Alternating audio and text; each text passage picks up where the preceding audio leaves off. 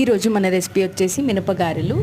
కావాల్సింది అలసందలు, మినప్పప్పు ఒక 4 hours నానబెట్టి వాష్ చేసి తీసి పెట్టుకోవాలి వాటర్ అన్ని పోయే వరకు.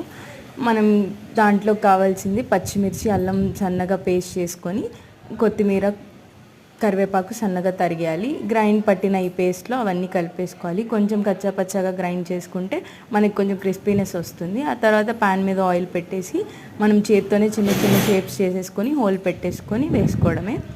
బ్రౌన్ కలర్ వచ్చే వరకు ఫ్రై చేసుకోవాలి.